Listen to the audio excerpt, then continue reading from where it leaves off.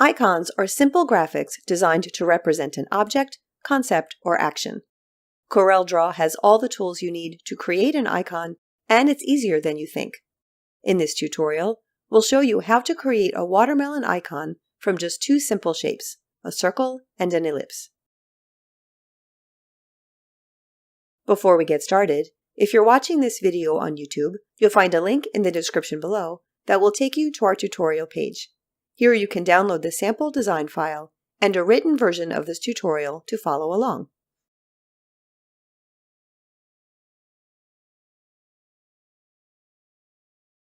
Let's start with the sample design file with the two shapes on page 1, along with some color swatches. Page 2 has the completed design. First, let's adjust a couple settings to help streamline the workflow. For easy color access, I'll choose Window, Color Palettes, Add Colors from Document. This adds all colors in the file to the document palette along the bottom, making it easy to use swatch colors for fills and outlines. Now that the colors are added, and with the Pick tool active, I'll select the group of swatches and delete it. Now I'll enable View Alignment Guides so that it will be easy to align and position objects. If this option is grayed out for you, your snaps are likely turned off. Disable Snap Off first, then turn on Alignment Guides.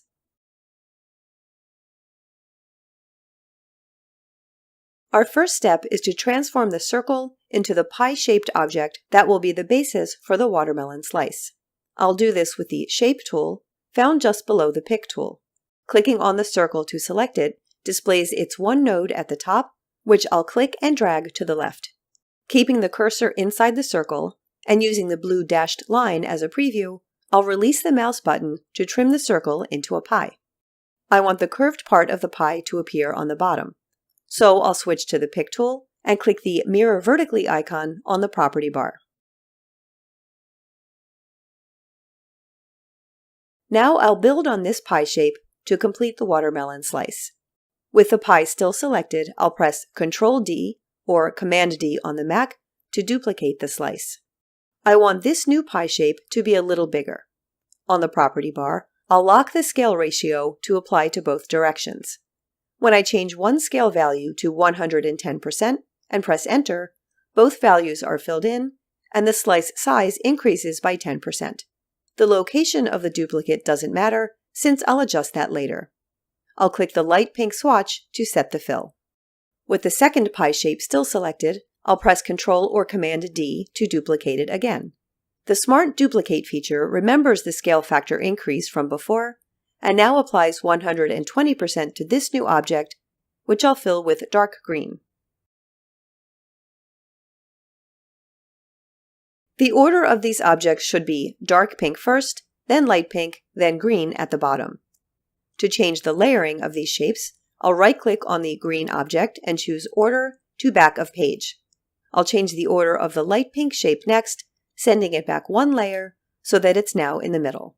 Note that object order can also be changed by dragging and dropping in the Object Stalker or Objects Inspector on the Mac. Now I'll use the Pick tool to marquee select all three shapes, press R to align right, T to align top, then Ctrl-G or Command-G to group them together. The Object Stalker now shows all three shapes within the group. What we have so far is only half the watermelon slice. While this group is still selected, I'll press Ctrl or Command-C to copy it, then Ctrl or Command-V to paste. This places the copy directly on top of the original.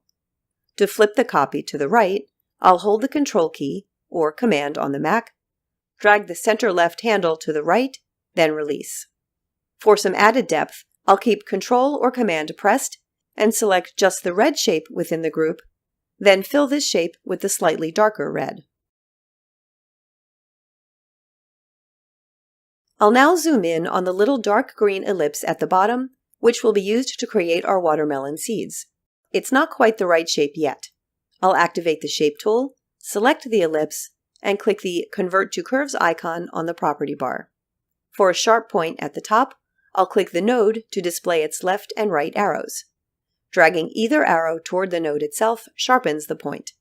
I'll do the same at the bottom node, and now this looks more like a seed.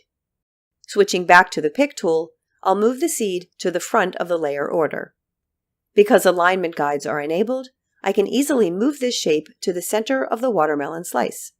I'll make one duplicate of the seed to go over to the right and up. A second duplicate can be easily placed symmetrically.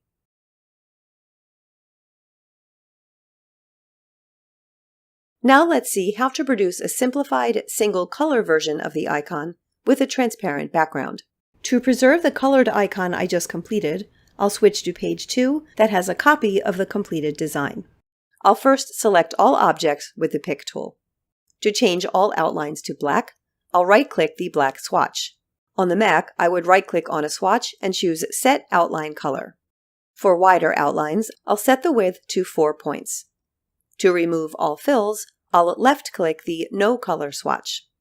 To remove the extra line segments in the middle, I'll open the Crop tool group and activate the Virtual Segment Delete tool. This tool snaps upright when it finds a segment to delete, and I'll delete each segment one by one. Zooming in closely, we can see a small gap at the top.